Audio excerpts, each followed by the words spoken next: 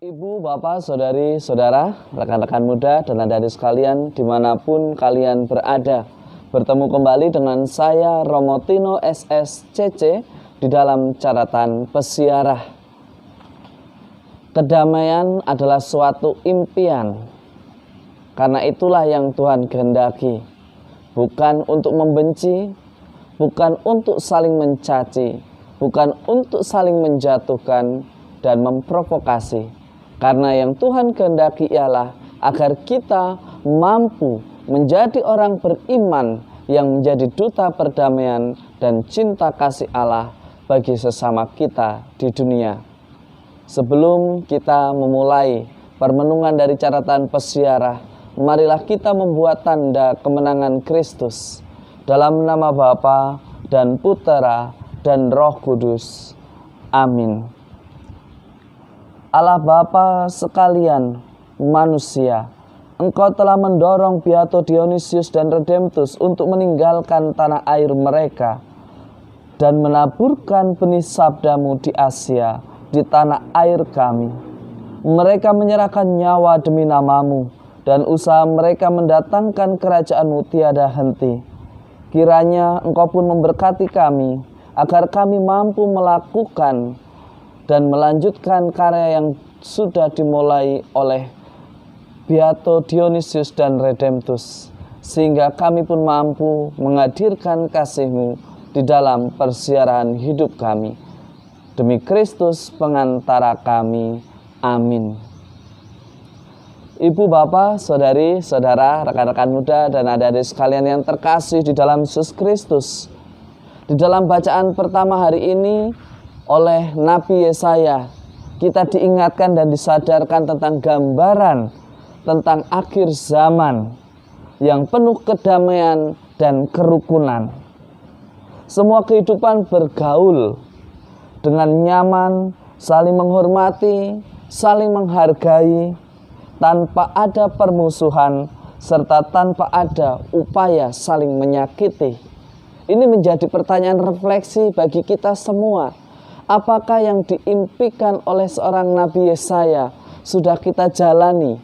Sudahkah kita menjadi duta-duta perdamaian? Ataukah kita justru yang sebaliknya, selalu berada di oposisi, yang selalu memprovokasi, yang selalu menciptakan kekacauan? Di dalam ilmu politik, oposisi berarti pengoreksi, pengevaluasi, agar suatu negara dapat berjalan dengan begitu baik, dengan begitu sempurna.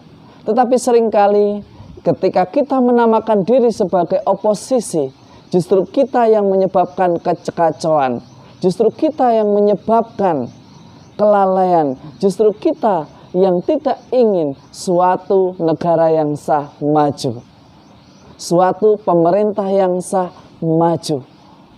Di dalam beriman seringkali kita merasa diri seperti itu. Agar gerejaku tidak berkembang, akhirnya aku menjadi seorang oposisi. Karena inginnya dirikulah yang dipakai, dirikulah yang selalu dibanggakan, dirikulah yang selalu menjadi tujuan utama. Menjadi oposisi berarti semestinya berani mengoreksi dengan cara-cara yang damai. Karena menjadi duta kedamaian ialah caranya mengarahkan segala sesuatunya ke arah yang benar. Bukan justru malah menciptakan cerita-cerita yang menurut kebenarannya masing-masing.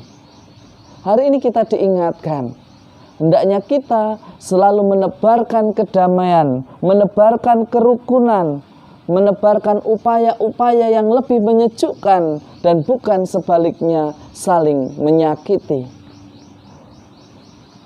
Di dalam Injil hari ini kita diingatkan sebagai murid Kristus, kita percaya bahwa Ia tidak akan pernah membiarkan kita mati sia-sia.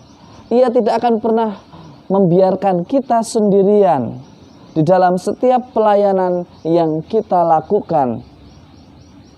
Dan untuk itu kita akan diberikan kekuatan melalui kuasa-Nya, sehingga setiap pelayanan kita berhasil.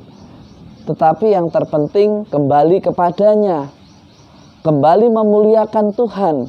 Seringkali di dalam hidup kita melakukan pelayanan dan sukses, lalu kita memuji diri kita sendiri.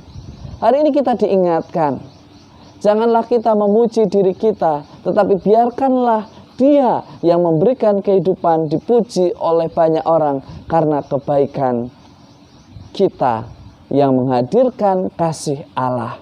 Sekali lagi, di dalam hidup menggereja bukanlah seperti di dalam percaturan politik di setiap negara yang ada di dunia. Di gereja kita diajak untuk belajar dewasa. Kalau kita ingin mengutarakan, berikanlah evaluasi agar segala pelayanan yang dilakukan oleh gereja semakin menjadi lebih baik. Tetapi ketika mengaku diri sebagai oposisi, ingatlah, gereja bukanlah tempat untuk berpolitik. Karena gereja adalah tempat orang beriman berkumpul memuji Tuhan dan melayani. Jangan kita merasa sok jago. Jangan kita merasa orang yang paling benar. Padahal semua yang dilakukan justru mempermalukan diri sendiri.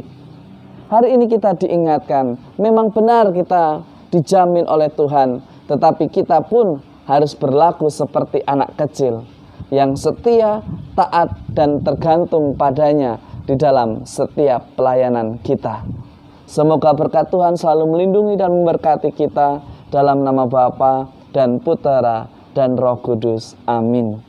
Menciptakan kedamaian, mewartakan kebenaran, dan menciptakan kerukunan yang nyaman. Kita bisa melakukannya itu, tetapi bukan dengan menjadi oposisi, tetapi menjadi pribadi yang berani mengevaluasi, bukan atas dasar kebencian, bukan atas dasar ingin melanggengkan kebenaran yang subjektif, tetapi berani mengevaluasi berarti mencintai. Mencintai berarti mengevaluasi secara objektif dan bukan menurut pemikirannya sendiri. Selamat beraktivitas, Tuhan memberkati. Amin.